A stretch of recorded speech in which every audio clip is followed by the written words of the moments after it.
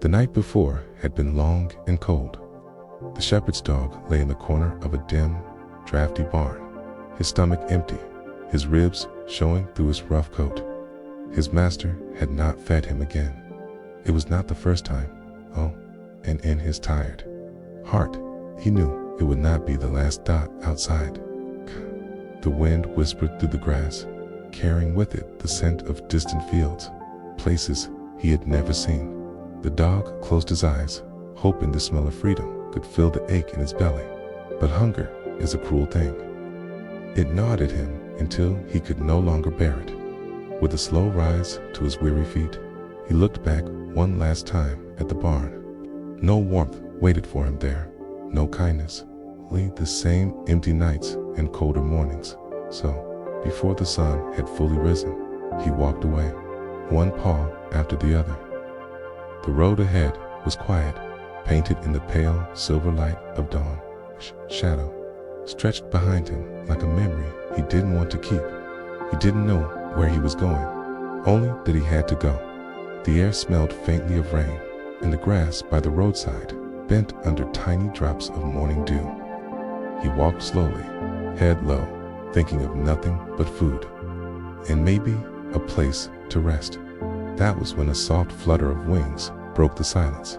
From the bare branch of a roadside tree, a small sparrow tilted her head at him. Her feathers shimmered faintly in the new light, and her eyes sparkled with curiosity. "Why do you walk so slowly, friend?" she chirped gently. The dog lifted his tired eyes. "I am hungry," he said, his voice as low as the rumble of distant thunder. "I have nothing to eat, and no one who cares." The sparrow hopped closer along the branch. "Then let me help you. Come with me into the town. I know where food can be found. No one will stop us." The dog stared at her for a moment, wondering if he could trust such a small creature. But the kindness in her voice was like the first warm ray of sunlight after a storm. And so, without another word, he followed. The road into town wound like a ribbon through the early morning mist. The dog's paws pressed softly into the damp earth, leaving behind faint prints that glistened under the dew. Beside him, the sparrow flitted from branch to branch, her tiny wings whispering against the cool air. The town still slept, but faint signs of waking life stirred. Somewhere, far off, a rooster called.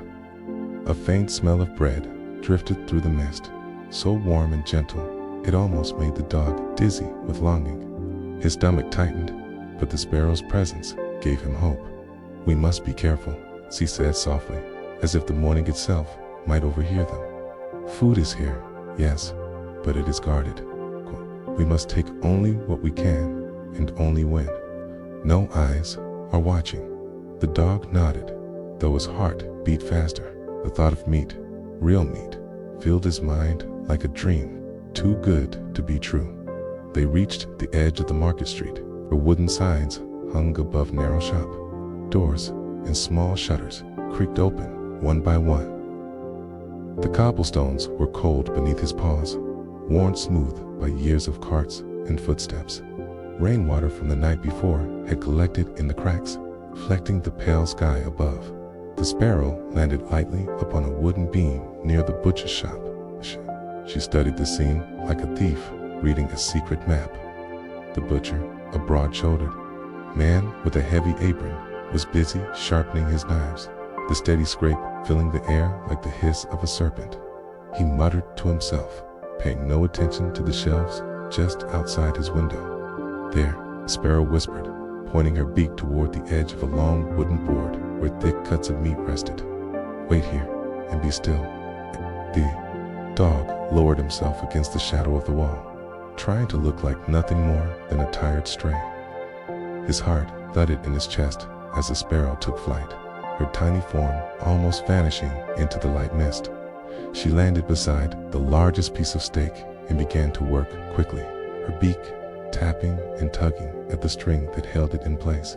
Every sound seemed louder now, the scrape of the knife, the rustle of the sparrow's wings, the faint trickle of water down the cobbles. At last, with one final tug, the meat tipped over the edge and fell. The dog caught it before it touched the ground. The scent rose into his nose, warm, rich, and wild. He didn't wait. He tore into it, savoring every bite as though it might vanish if he slowed down. When the last shred was gone, the sparrow landed beside him. "Shall we have more?" she asked, her voice calm, but her eyes gleaming. The dog hesitated, his hunger still sharp. "Yes," he said at last, "but perhaps something softer after this. Bread, maybe?" The sparrow tilted her head, thinking, "Bread we shall find. Follow me." And so they moved on, deeper into the waking streets, where the smell of fresh loaves and warm rolls led them toward the baker's shop and into the next step of their quiet morning adventure. The morning had grown softer, warmer. The mist was lifting, and sunlight began to pour through the narrow streets in gentle golden threads. Each step the dog took seemed lighter now, guided by the promise of something he had not tasted in far too long, bread fresh from the oven. The sparrow led the way, her small body gliding effortlessly between the rooftops. Every so often, she paused on a lamppost or a wooden sign to glance back and be sure he was still following. "Not far now," she chirped softly, her voice almost blending into the hum of the waking town. The baker's shop appeared at the bend of the street, a small, welcoming building with pale blue shutters and a round wooden door. From the open window spilled a wave of warmth and the fragrance of rising dough, melting butter, and toasted crust. It wrapped around the dog like a blanket, calming the ache in his belly just enough to make him slow his steps. Inside, the baker moved with steady, practiced motions. His hands were covered in white flour, his apron smudged with the work of the morning. Loaves lined the shelves in perfect rows, their golden crusts catching the light. The wide wooden sill of the open window, 2 small rolls had been set out to cool, and it was toward these that the sparrow's gaze drifted. "Stay here," she whispered, hopping onto the edge of the sill. The dog lowered himself into the shadow of a doorway, the cool stone against his fur. His eyes followed every movement of the sparrow, who began to peck gently at the edge of the first roll. The bread was soft from the oven, and with each tap of her beak, crumbs fell like tiny snowflakes to the cobblestones below. The baker, lost in his work, did not notice. He was kneading a mound of dough, his back to the window, humming a tune that seemed to make the air even warmer. At last, the first roll tumbled to the ground. The dog caught it carefully in his jaws, breathing in its sweet, yeasty scent before taking a bite. It was unlike meat, lighter, softer, comforting in a different way. The warmth of it spread through him with each mouthful, and for a moment, the world felt gentle. The second roll fell soon after, and the dog ate that too, licking the crumbs from his whiskers. When he was finished, the sparrow fluttered down beside him. "Do you feel full now?" she asked. The dog thought for a moment. His stomach was calmer, yet a small hunger still lingered, not just for food, but for the comfort it brought. "Perhaps just a little more," he admitted quietly. The sparrow tilted her head in understanding. "There is another shop not far from here, and they have more bread than they could ever eat. We'll take just enough for you, and then we will rest." And so, with the taste of warm bread still on his tongue, the dog followed her once more, their paws and wings carrying them deeper into the town's heart, toward the next quiet theft in their morning journey. The streets had grown livelier now. The shutters of narrow houses swung open, letting in the sun, and the faint sounds of conversation drifted from open doorways. A cart rattled slowly past, its wooden wheels humming against the cobblestones, but the dog and the sparrow kept to the quieter edges of the market lane, where the morning still moved at its own unhurried pace. They reached a smaller bakery tucked between 2 tall, leaning houses. Its roof sagged slightly in the middle, and a small chimney puffed out curls of pale smoke that smelled faintly of burning wood and sugar. The sparrow landed on a nearby signpost, her dark eyes glinting as she looked toward the shop's open shelves.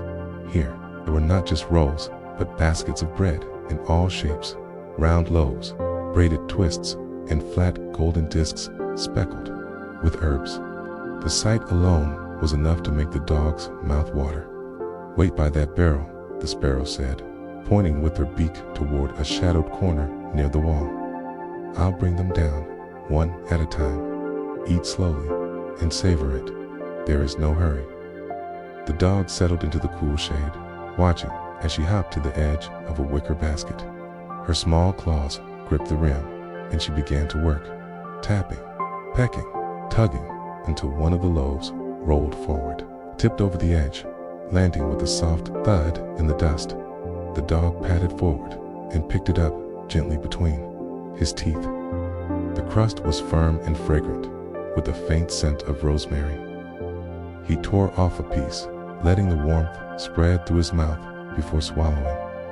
The sparrow dropped another, smaller, rounder, lighter in color. This one smelled faintly sweet, and when he bit into it, the taste of honey touched his tongue. It was unlike anything he had ever eaten, and for a brief, perfect moment, the world seemed to fade into stillness. By the time the third loaf fell, the dog's belly was heavy and content. He lay down in the shade, the last bites slow and lazy. The sparrow landed beside him, her feathers smooth in the sunlight. "Enough now?" she asked, though her voice was kind and without judgment. The dog closed his eyes for a moment. "Yes," he said at last. "I have eaten more today than in all the days I can remember. I am grateful."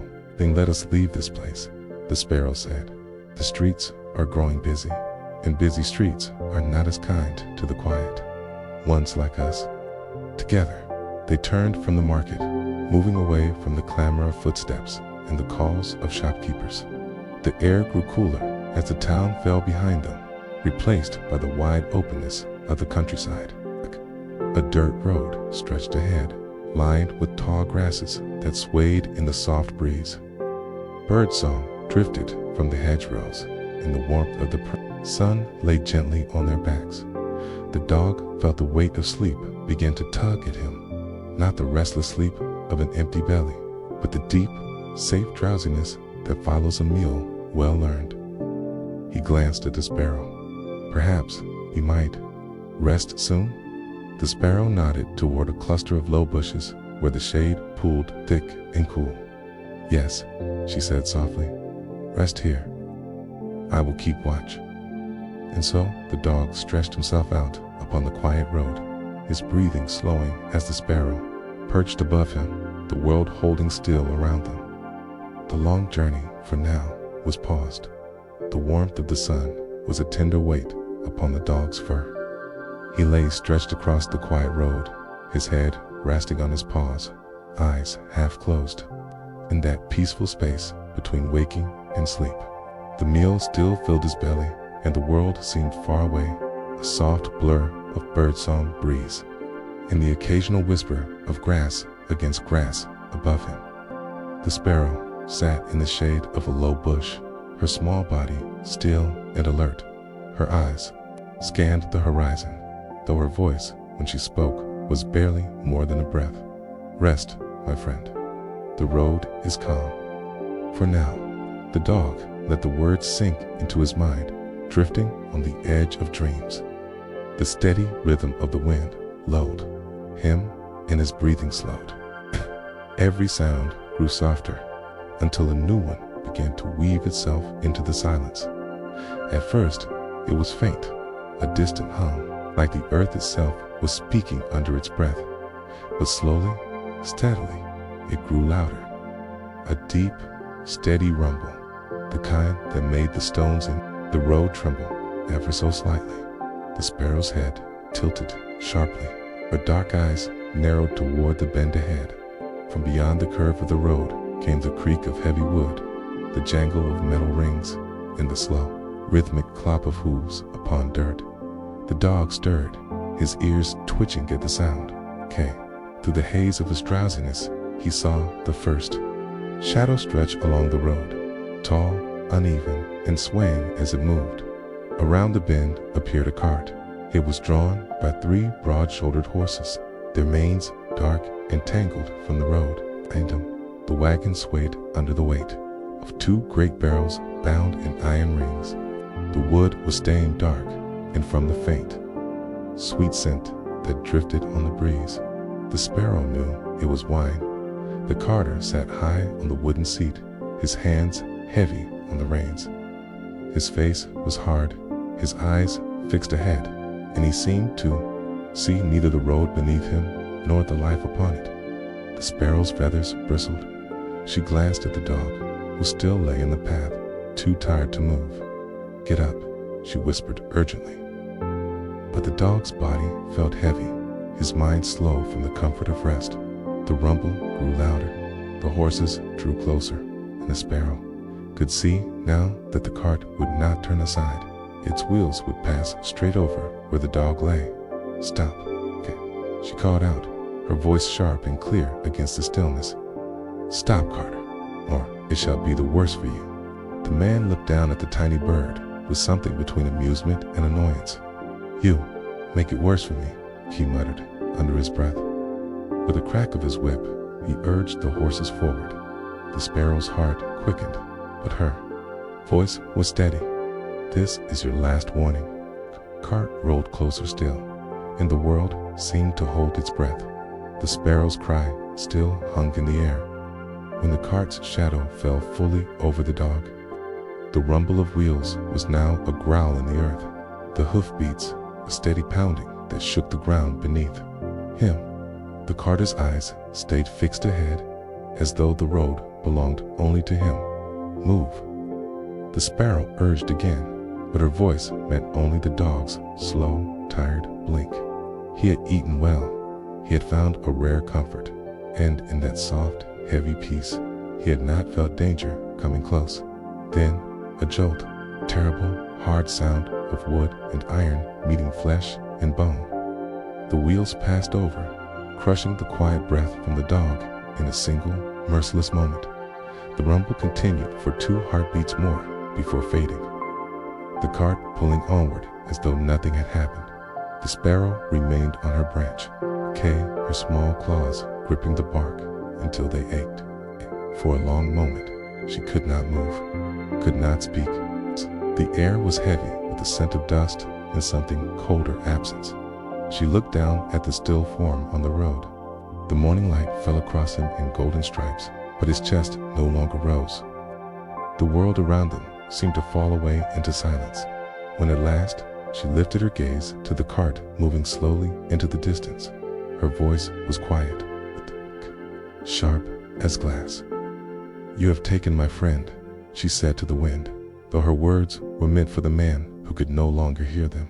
"And for that, you'll lose all that is yours." She rose into the air, her wings cutting through the sunlight, followed the cart, not with haste, but with the slow, measured flight of one who knows they will not be denied. The man did not glance back. He did not know the shadow he had invited to follow him home. Behind him, the road lay empty once more. The grasses swayed, the dust settled, and the body of the dog rested beneath the sky. His last journey ended, but for the sparrow, the journey had only just begun. The cart rolled on, the creak of its heavy wheels fading and swelling as the road bent. The sparrow followed at a distance, gliding above the hedgerows, her shadow flickering across the ground below. The man upon the cart sat with his back straight, his whip coiled in one hand, his gaze fixed far ahead. If he felt the weight of what had just happened behind him, he did not show it. The sun was climbing now, warming the wood of the cart and the great iron bands that circled the 2 barrels. The air smelled faintly of the wine within, dark and rich, its sweetness mingling with the dust of the road. Sparrow's sharp eyes studied every curve of the wagon, every shadow beneath it, every small space where a creature like her might go unnoticed. She did not rush. Vengeance, she knew, was not served by haste. Instead, she drifted lower, her wings making no sound, until she slipped beneath the sloping canvas that covered the cart. Inside, it was dim, the air thick with the scent of oak and the slow, heavy slosh of liquid in its prison of wood. The first barrel stood before her, tall, round, and bound tight by blackened hoops. Near its base was a small wooden plug, wedged firmly in place. The sparrow tilted her head, then began to work. Her beak tapped once, twice, a gentle rhythm. At first, testing the wood, then harder, more insistent. The sound was small against the larger groans of the moving cart, lost in the creak of wheels and the clop of hooves. Bit by bit, the plug loosened. A bead of wine appeared, trembling at the edge before falling silently to the floorboards. Then another, and another. The sparrow worked steadily, her heart calm, her breathing slow, until, at last, the plug rolled free. With a low, steady sigh, the wine began to pour out a dark, steady stream that pooled and slipped away through the cracks in the cart's floor. Outside, the man drove on, unaware. The sun lit the drops as they fell, tiny flashes of crimson vanishing into the dust. Behind the cart, the road darkened with a winding trail that stretched farther with each step of the horses. The sparrow remained hidden until the stream slowed, till the scent of emptied oak filled the air. Only then did she slip out into the sunlight, her wings catching the light as she rose above the cart once more. The man glanced down after a time, his eyes narrowing at the wet sheen along the road behind him. A frown crossed his face as he leaned to the side, seeing the empty barrel where his fortune had been. "What an unlucky wretch I am," he muttered, shaking his head. From above, the sparrow's voice was a whisper and a promise. "Not unlucky enough, not yet." And with that, she rose higher into the sky, already watching for the next wound she would strike. The cart moved more slowly now, the empty barrel rattling faintly with every dip in the road. The man muttered to himself from time to time, his voice low and sour, but he kept his eyes forward. The horses pulled on in silence, their dark manes lifting in the warm breeze, their heavy breaths rising in soft clouds. The sparrow glided high above, her shadow drifting lazily across the road from her place in the open sky. She watched the way the cart had sat, the small tension in his shoulders, the flicker of worry in his posture, but still no remorse, no moment where his gaze softened for the life he had taken. She drifted lower, the wind carrying her in gentle, soundless arcs until she was just above the lead horse. The animal's ears twitched at the faint movement of air, but the sparrow was already landing lightly upon his broad head. Her claws rested softly against his warm skin, and for a moment she was still, letting the rhythm of his steps pass through her dot. Then a single peck, small, quick, almost playful. The horse shook his head, snorting in surprise, but the sparrow pecked again, sharper this time. A D. The twitch became a toss, the toss a jerk, and soon the steady clop of his hooves broke into uneven beats. From the seat above, the carter cursed under his breath. "Hold still, you stupid beast," he growled, tightening the reins.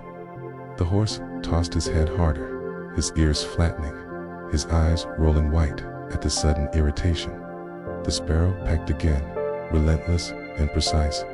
Each sharp touch made the animal rear slightly, testing the balance of the cart behind him. The man's curses grew louder. At last, with a frustrated snarl, the carter reached for the small hatchet that lay beside him on the bench. He lifted it high, aiming not for his horse, but for the tiny speck of brown that taunted him from its head. But the sparrow was already gone, her wings a blur as she rose into the air. The hatchet fell, and the blow landed squarely between the horse's eyes. The great animal gave a shuddering gasp, his knees buckling before collapsing to the road with a heavy, final thud.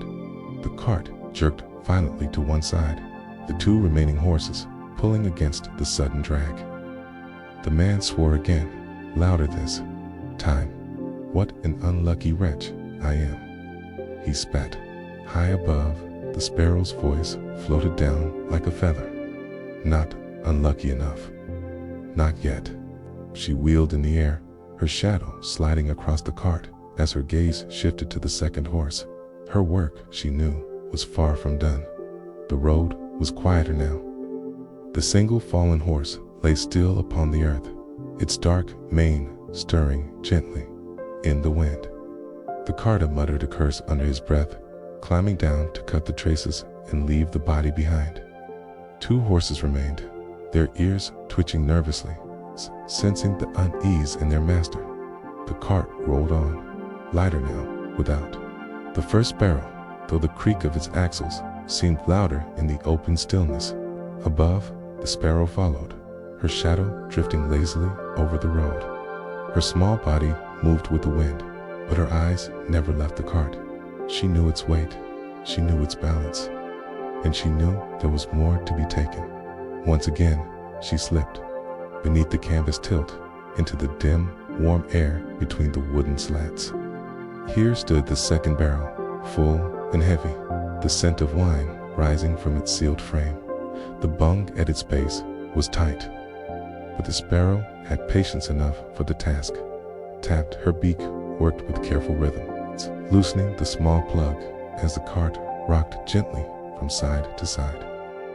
Outside, the carter hummed a low tune to steady his nerves, never noticing the dark stream beginning to slip from the wood. The first trickle was slow, a single drop that landed upon the boards with a faint patter.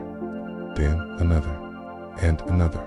Soon the wine flowed in a quiet, steady ribbon, finding the gaps in the wood, spilling down to stain the dirt road and a trail behind them. The sweet, sharp scent filled the air, mingling with the warm smell of sun on the earth. The sparrow did not leave until the last of the liquid was gone, until the barrel was as hollow as the first. Only then did she slip out into the daylight once more. The man glanced over his shoulder and swore loudly, seeing the second cask empty. "Miserable wretch that I am," he cried. From above came the sparrow's soft, unshaken reply, "Not miserable enough. Not yet." Her gaze dropped to the second horse, its coat lighter, its steps quicker, but the fear in its movements betrayed it. She drifted down, silent as falling ash, and landed upon its head. The horse's ears flicked back, but before it could shake her off, the first peck came, sharp and deliberate. The animal flinched, pulling slightly against the reins. Another peck, harder this time, made it toss its head, a bit clinking between its teeth. The carter cursed again, pulling at the leather straps, but the sparrow's pecks were relentless. The horse's movements grew wilder, his head jerking high, his hooves striking unevenly against the road. "Enough," the man roared, lifting the hatchet once more. And as before, the sparrow lifted into the air, just as the blow came down hard and fast. It struck the horse instead. The young animal's legs folded beneath him, and he fell without a sound, the dust rising gently around his body. The cart lurched again, now pulled by only one remaining horse. The man sat frozen for a moment, staring at the fallen animal, before forcing the cart forward once more. His face was pale, his eyes dark up above. The sparrow circled slowly, her shadow passing over him like a quiet omen. "One more," she whispered to herself. "One more before the road is done." The road had grown strangely empty. The morning sounds, bird song, cartwheels, distant voices seemed to fade into a muted hush. Only the dull creak of the wagon and the uneven clop of a single horse's hooves remained. The carter's face was drawn tight. His hands gripped the reins with a force that whitened his knuckles. Twice already, he had lost barrels of wine, Twice, his own blade had struck down the beasts that pulled him forward. And yet, he drove on, his eyes set firmly ahead, as though speed might carry him beyond the reach of his misfortune. But the sparrow followed, always the same distance above, her wings steady, her gaze fixed on the last horse, a tall, dark creature whose muscles rippled beneath its coat. This one was strong, patient, unshaken by the fall of its companions, but even the strongest could be undone. The sparrow descended slowly, drifting on a pocket of warm air until she hovered just above the horse's head.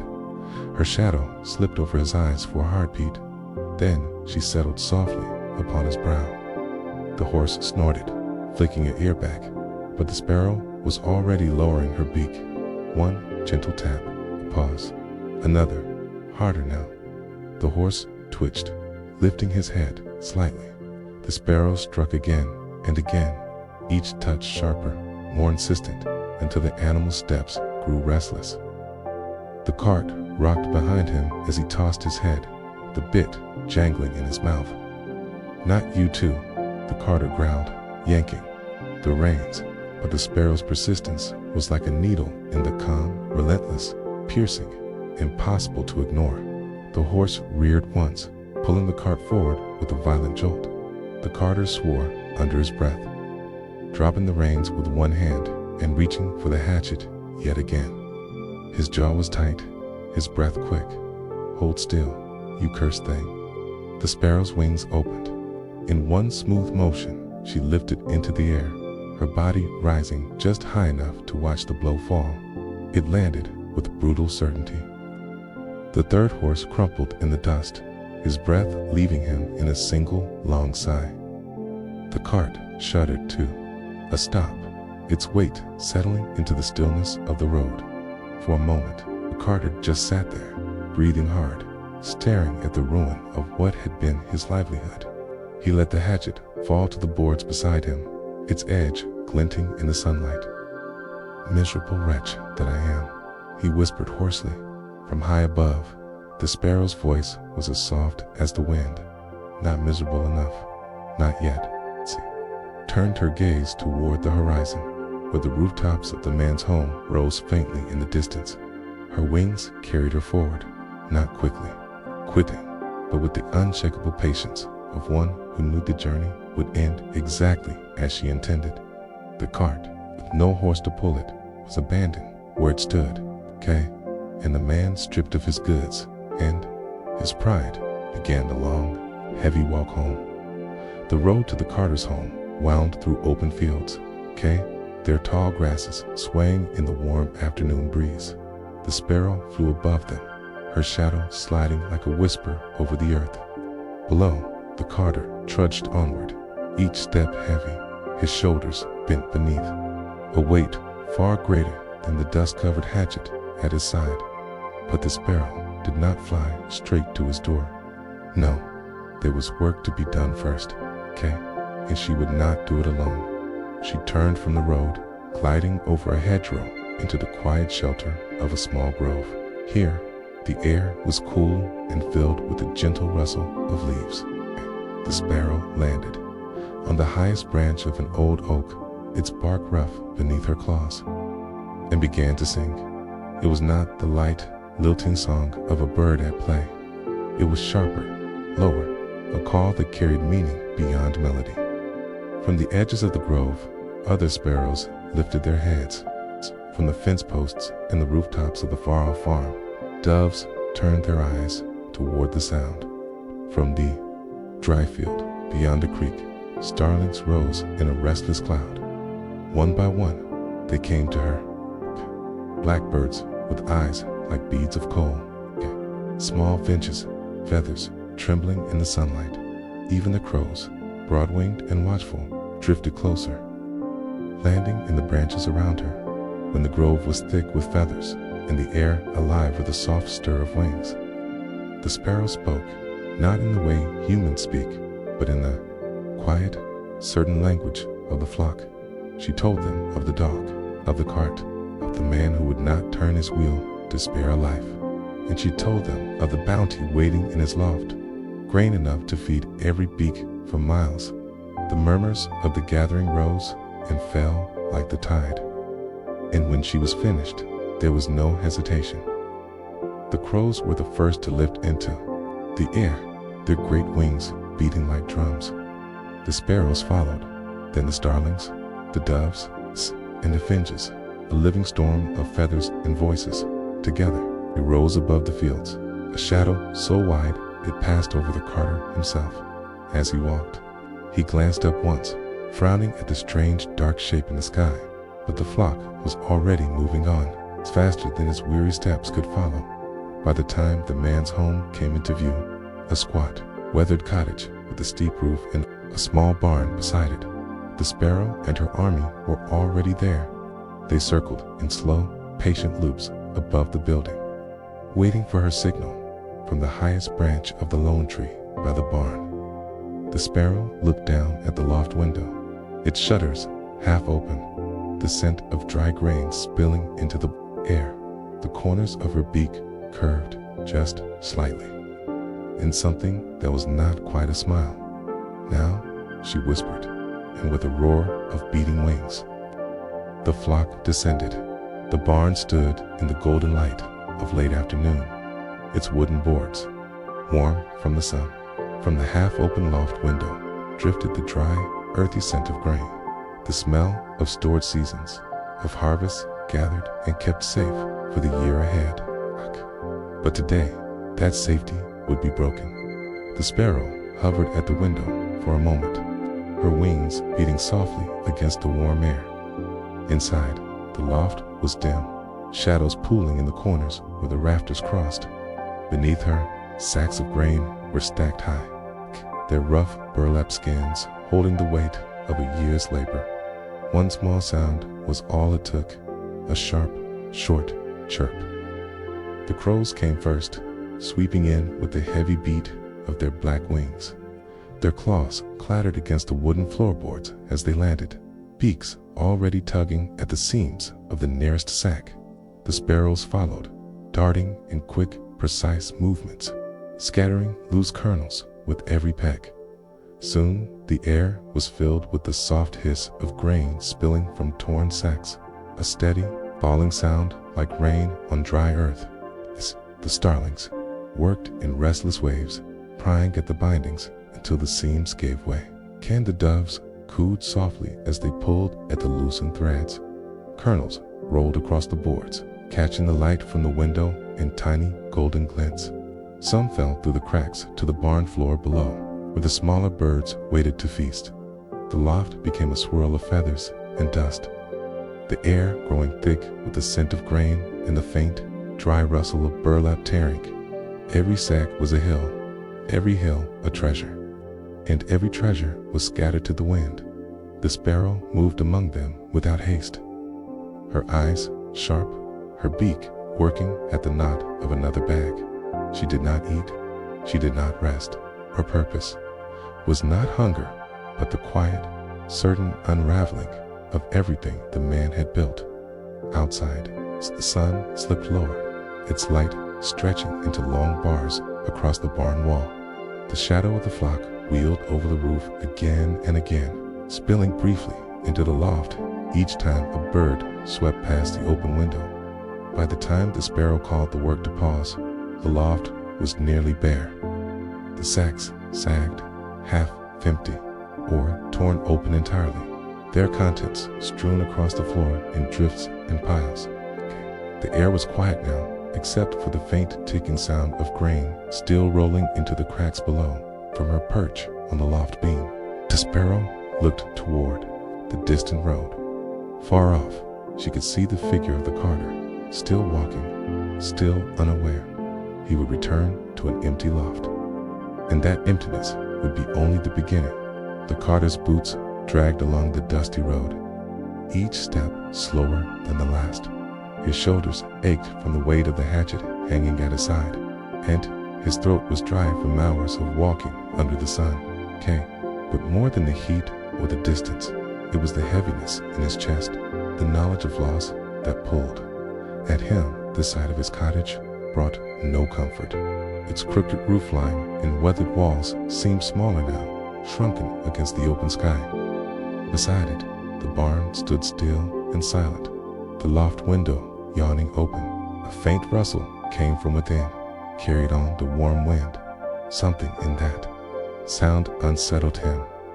Was too soft to be the wind, too grain, too uneven to be the usual creak of the boards.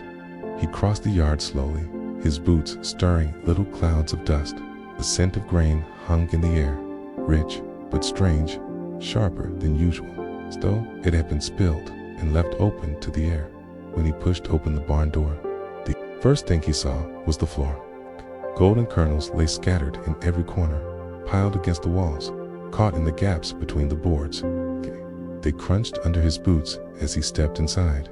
His gaze lifted to the loft above. The ropes that once bound the sacks hung loose, and the burlap skins sagged, torn wide open. Grain lay in soft mounds, and the dust from it drifted lazily through the beams of light afternoon light. The loft was empty now of wings. The flock had gone, silent as a receding tide. But there was one bird still here. The sparrow sat on the loft's edge, her small form a shadow against the bright window behind her. Her head tilted slightly, watching him.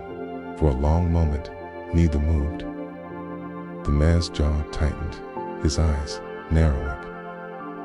Then she spoke, her voice a quiet, measured thread that carried through the still air. "Carter, your cruelty shall cost you your life." The words froze him where he stood. For all the day's losses, for all the strange misfortunes that had followed since morning. This was the first moment he felt the edge of fear. He reached for the hatchet at his side, but the sparrow was already gone, a dart of brown feathers into the warm evening air. Her shadow swept across his face as she circled once over the barn, then vanished beyond the rooftop. The man stood in the center of his ruined loft, the grain crunching faintly beneath his boots, the silence pressing in from all sides. And somewhere, beyond the horizon, wings were still moving. The sun was low when the carter finally left the barn.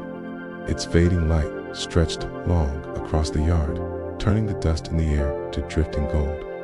He walked slowly toward the cottage, his boots dragging, the ruined loft still burning in his mind. Inside, the air was cooler, though heavy with the smell of old wood and the faint smoke from the morning's fire. His wife stood near the hearth, a dish in her hands, her face set in a tired frown. She glanced at him once, whenever words she might have spoken were swallowed by the look on his face. Without speaking, he set the hatchet on the table and lowered himself into the corner by the chimney.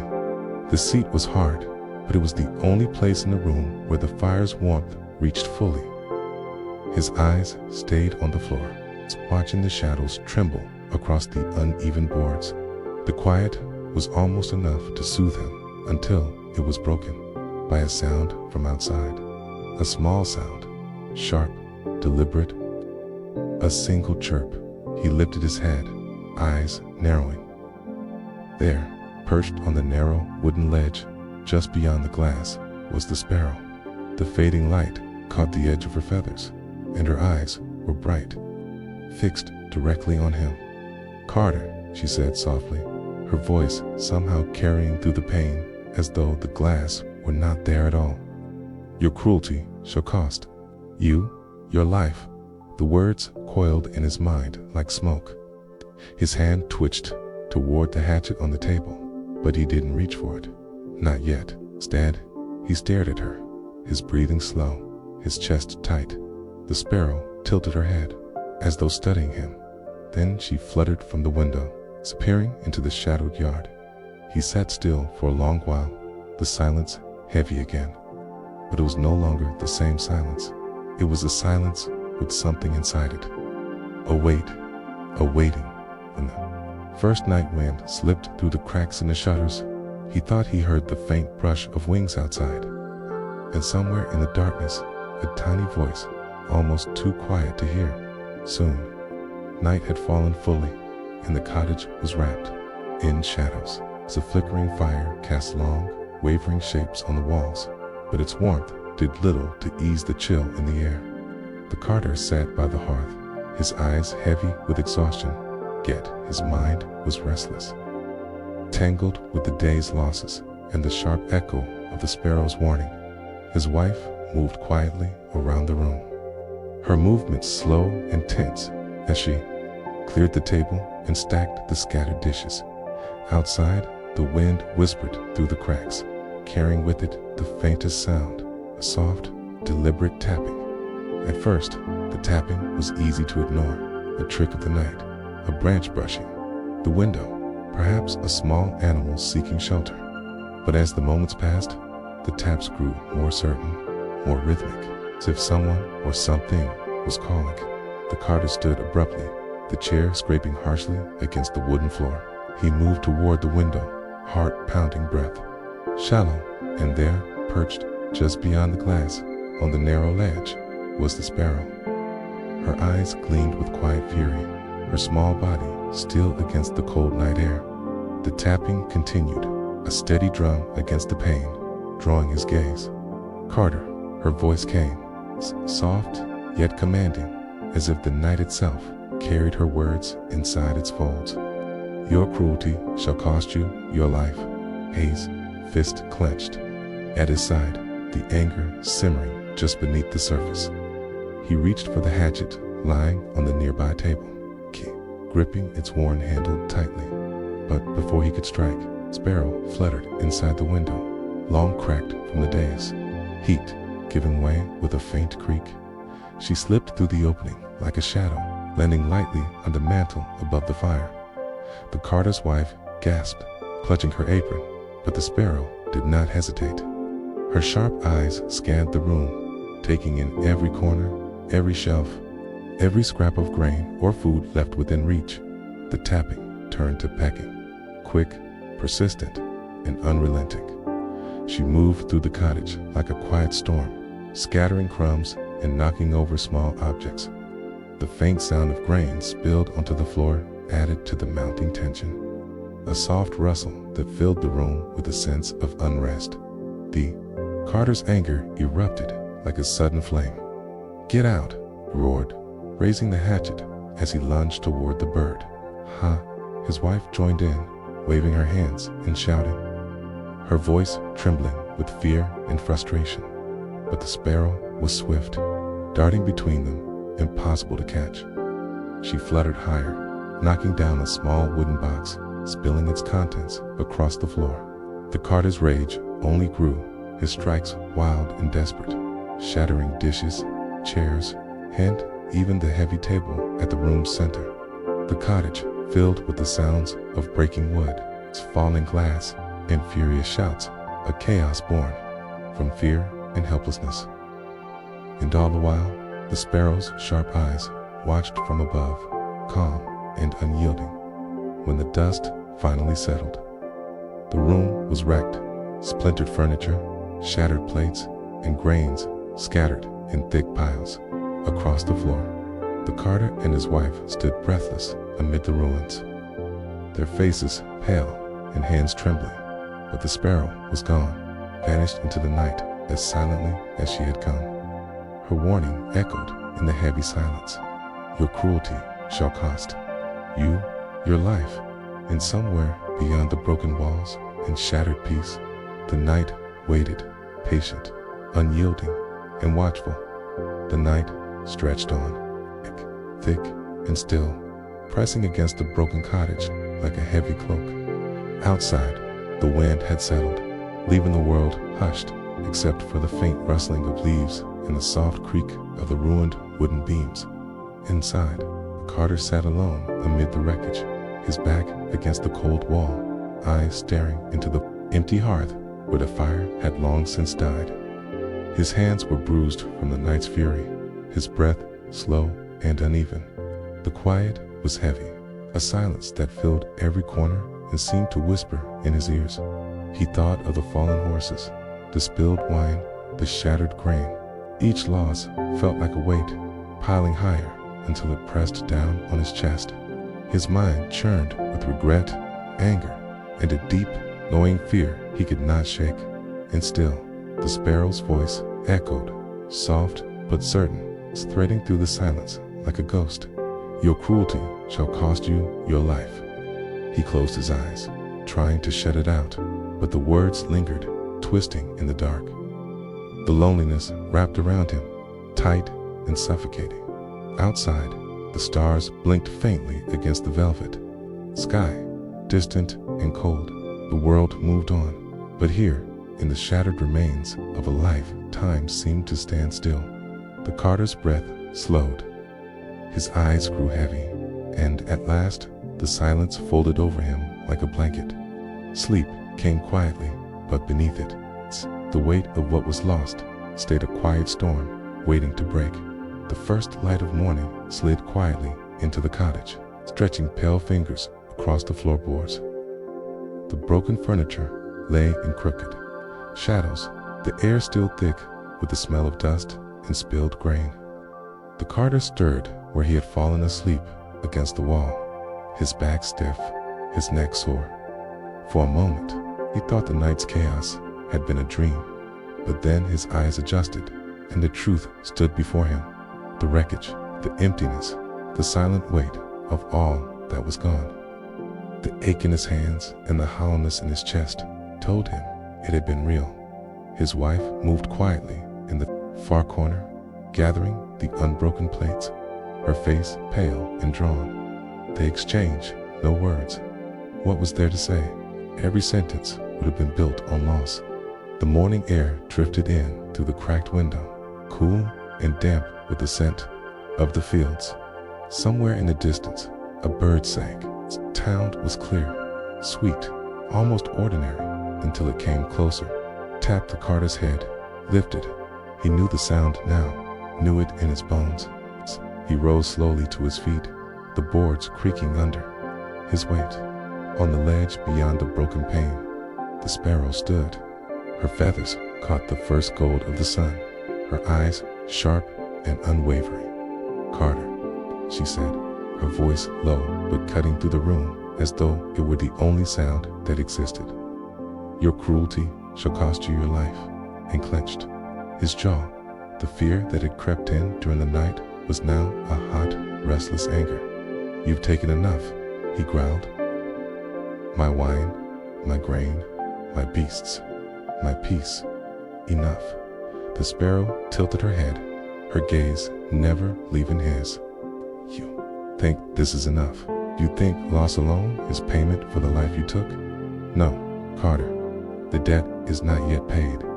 He reached for the hatchet lying on the table, his fingers curling around the smooth handle. This time, he told himself, he would not miss. This time, she would not escape. But the sparrow's wings opened, and she darted into the room before he could strike. Her shadow passed over the walls, quick and sudden, drawing his eyes upward. She landed lightly on the back of a chair, just beyond his reach. His wife gasped, stepping back toward the far wall. "Catch her," she cried, her voice sharp with fear. The Carter stepped forward, hatchet raised. The sparrow did not move. She only watched, her stillness unsettling, as though she knew something he did not. "You will try," she said, softly, "and in trying, you will finish what you began." The words sank into him like a thorn, but before he could think, before he could lower his arm, she lifted off again, circling the small room in a blur of wings. The air shifted with her movement, carrying the faint scent of the morning fields inside. And somewhere in the corner of his mind, deep beneath the anger, he knew this would not end the way he wanted. Not now, not ever. The sparrow's wings sliced through the air in quick, precise arcs, her shadow flickering over the walls like a restless spirit. The Carter's eyes followed her every movement, his grip tightening on the hatchet. The muscles in his arm taut with the promise of a final strike.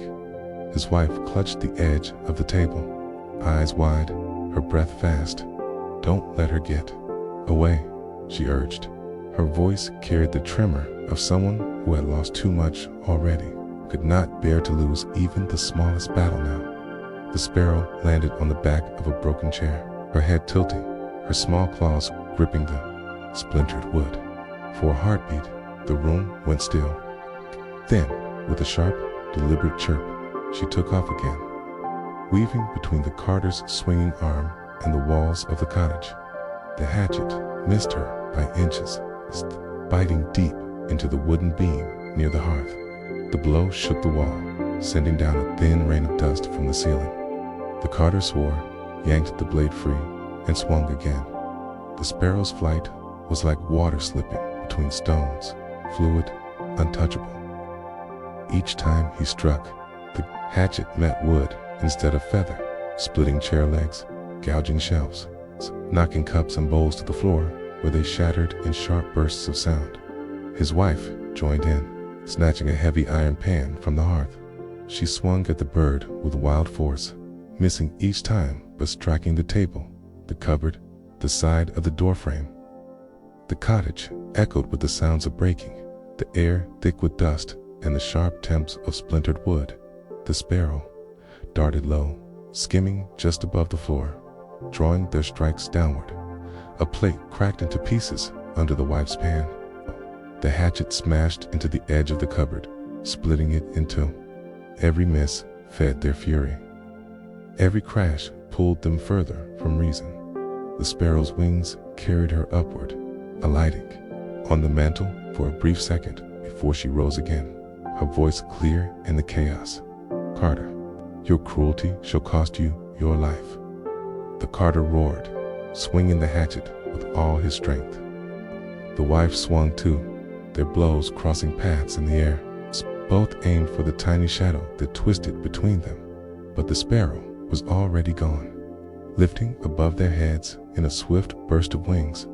The hatchet in the pan met with a sound, unlike any they had heard before, a hard, heavy strike, followed by a sharp, wet gasp. The wife froze, her arm trembling. The carter swayed for a moment, his eyes wide, the color draining from his face. Then the hatchet slipped from his hand and clattered to the floor.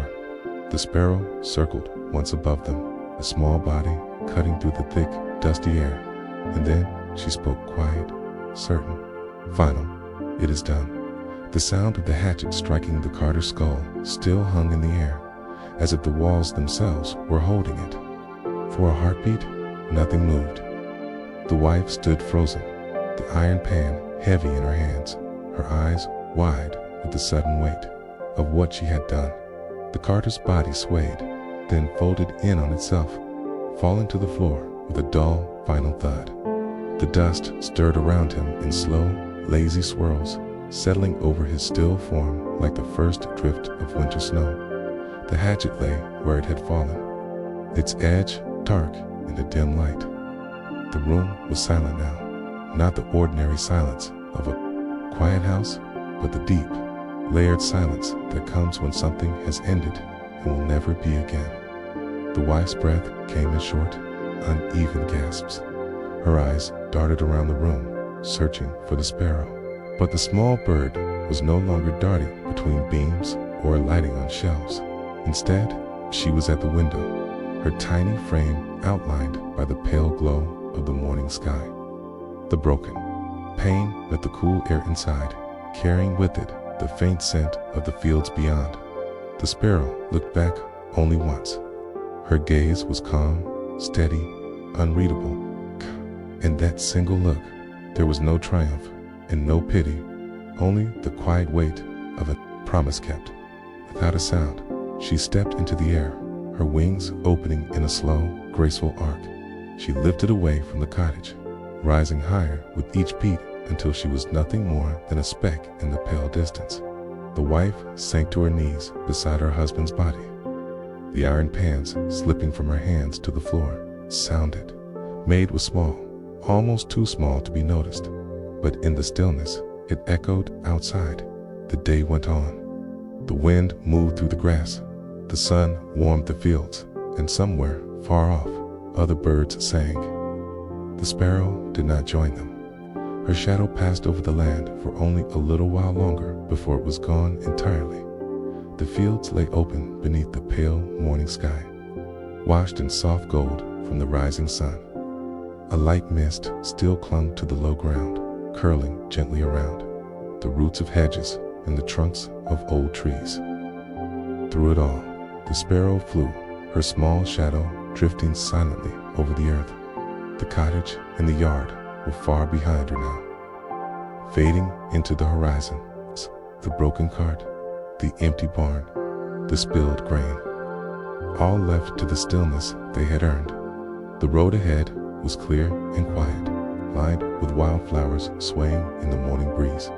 She flew low over a shallow stream, the water catching the sunlight in silver ripples. The air here was cool and fresh, carrying none of the heaviness of the place she had left. Each beat of her wings, the weight of her promise lifted. She thought briefly of the dog, of the way his eyes had looked when she first found him on the road, of the hope in his face when she offered him food, and of the stillness that had followed when the cart's wheels passed over him. Her wings tilted slightly, and she rose higher, letting the breeze carry her. The world stretched wide around her, hills rolling into the distance. Scattered farms tucked between fields, the far-off edge of a forest where the trees stood tall and dark. Somewhere ahead, she knew there would be other roads, other stories, other wrongs to set right. But for now, it was only the open air and the soft song of the wind in her feathers. The day was young, and the sparrow's work was done. She disappeared into the brightness of the horizon, leaving behind only the quiet rustle of grass in the wind, a sound gentle enough to be mistaken for sleep. The sharp green of spring softened into the gold of summer, then faded into the quiet browns of autumn. Winter came and went, laying its white hands gently over the fields before stepping aside once more for the warmth of the sun. And in all that time, the little sparrow was seen only now and then, a quick flash of brown and gray against the sky, a brief shadow skimming over the grass. She no longer lingered where the road bent toward the old cottage. Nature had reclaimed it. The wooden beams sagged, the roof caved in, and vines curled through the cracks in the walls. The barn was a shell, its loft empty but for the soft nesting of wild doves on certain quiet mornings. Travelers passing along the road swore they heard a single bird's song, low and unhurried, drifting down from the hedgerows. They could not say exactly where it came from, only that it made the air feel older somehow, as if it carried the memory of things long past, far to the east. Beyond the rolling fields and wide rivers, the sparrow found a grove where the wind sang gently through the leaves. There, she rested often, her feathers warmed by the sun. The road was far behind her now, but she carried no weight from it. She had done what she had promised. Sometimes, in the soft half-light before dawn, she would dream, and in those dreams, the dog walked beside her again, not hungry, not tired, but strong, his tail sweeping the grass as they moved together.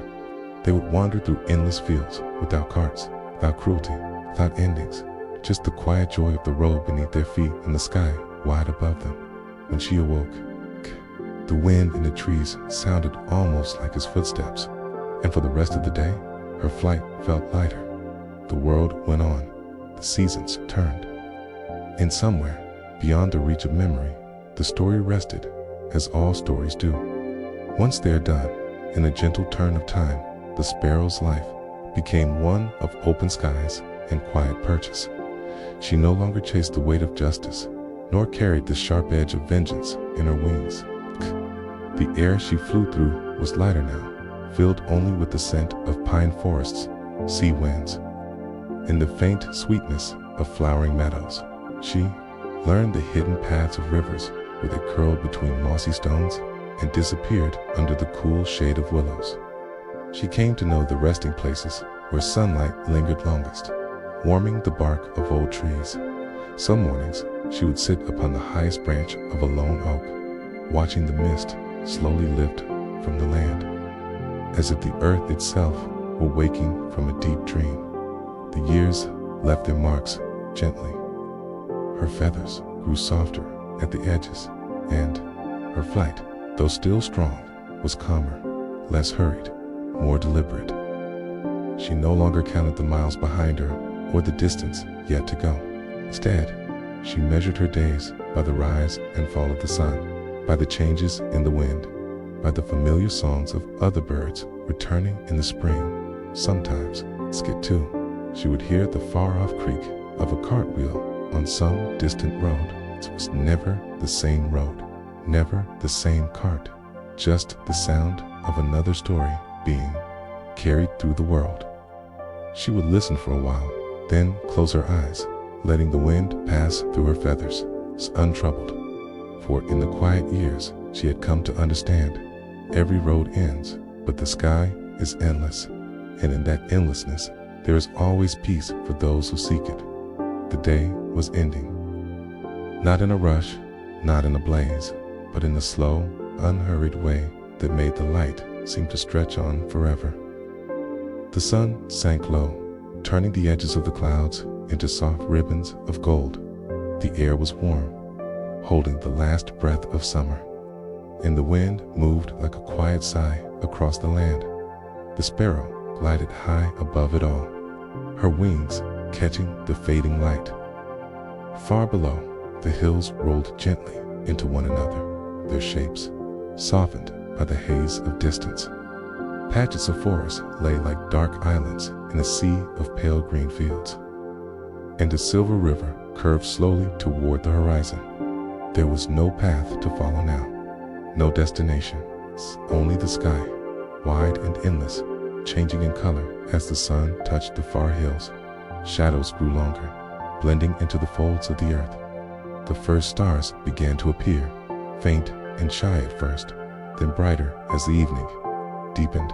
The air cooled, and with it came the smell of night, a blend of earth, grass, and the faint sweetness of unseen flowers. The sparrow's flight slowed until she found a high branch in a tall tree that swayed gently in the wind. From here, she could see the last thread of sunlight vanish, leaving the world bathed in silver moonlight. The forest below whispered softly, each leaf turning in the breeze like a page in a book only the night could read. She tucked her head beneath her wing. The wind wrapped around her like a blanket, and the distant hum of the river became a lullaby. In her dreams, there would be no carts, no cruelty, no farewells, only the open air, the sound of wings, and the quiet road of the sky stretching on without end. And somewhere beneath that sky, the world slept to the fields, the rivers, the cottages, each resting under the gentle watch of the night.